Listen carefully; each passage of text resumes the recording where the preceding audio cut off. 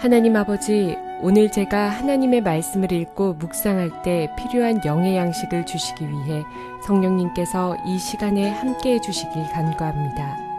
예수님 이름으로 기도합니다. 아멘. 오늘 우리에게 주시는 하나님의 말씀입니다. 일하는 사람 중에 마음이 지혜로운 모든 사람이 열폭 휘장으로 성막을 지었으니 곧 가늘게 꼰 배실과 청색, 자색, 홍색 실로 그룹들을 무늬 놓아 짜서 지은 것이라. 매 폭의 길이는 28규빗, 너비는 4규빗으로 각 폭의 장단을 갖게 하여 금 갈고리 50개를 만들어 그 갈고리로 두 휘장을 연결하여 한 막을 이루었더라.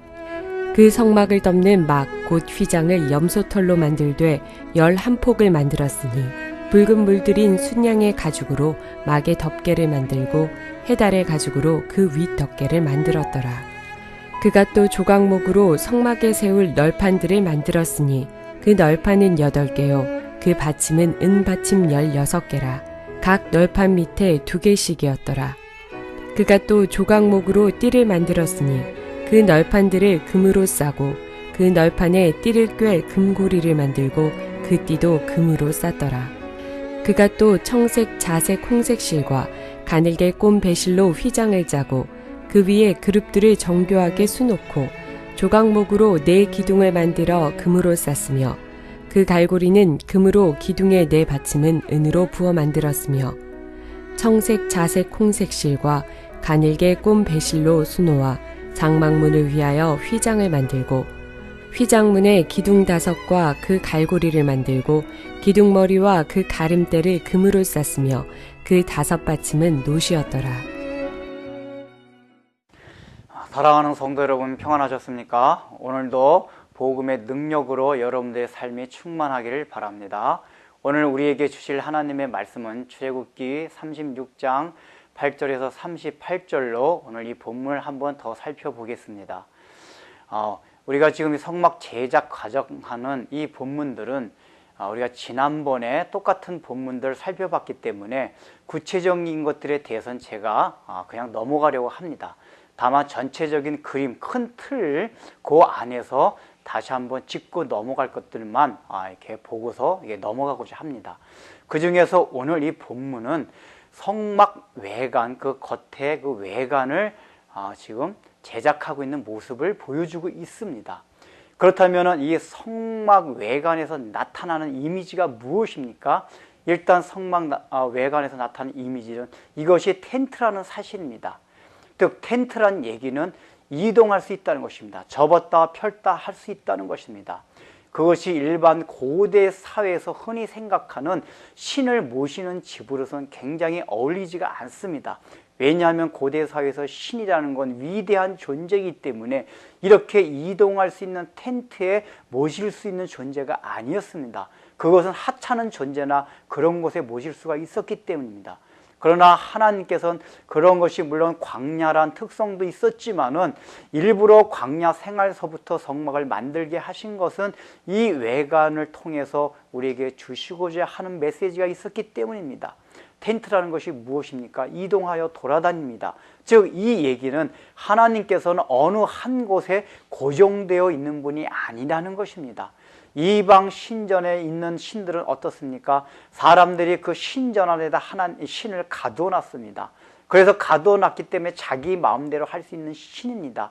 거기 신전에만 가서 신을 섬기면은 그 신에 대한 의무를 다하는 것입니다.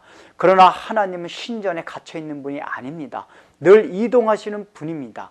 그렇기 때문에 하나님은 어디나 자유자재로 우리가 가는 곳에 늘 함께 하시기 때문에 어디서든지 하나님이 있다는 존전의식을 가지고 살라고 하는 것입니다. 바로 그것이 외관상 나타나는 이 텐트에서 나타나는 우리에게 주는 메시지라는 것입니다. 실제로 이스라엘 백성들이 나중에 솔로몬 성전을 짓습니다. 사실은 하나님께서 그런 성전 짓기를 원래는 원하지 않으셨습니다.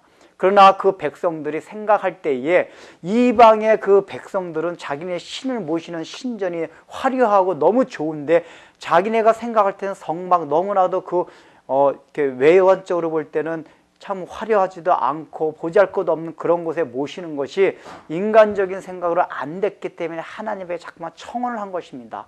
그래서 다윗 때는 허락하지 않으시다가 하나님께서 솔로몬 왕 때 그것을 허락하셨습니다. 그래서 솔로몬 왕 때는 그래도 화려하게 지은 성전을 짓습니다. 그래서 그 안에다 법궤를 모십니다. 그래서 그때부터는 하나님을 그 안에서만 하고 매일 예루살렘 성전에 와서 예배 드렸습니다. 결국은 그렇게 하나님을 성전이란 예루살렘 성전이란 한 곳에 가둬두고 난 이후에 일어날 현상들이 무엇입니까?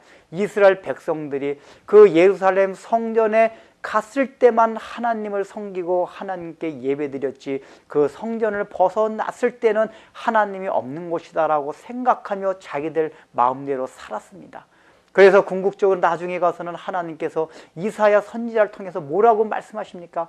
내가 이 백성들이 성전에 와서 예배드리는 게 지겨워 죽겠다. 누가 제발 이 성전 문 좀 막았으면 좋겠다.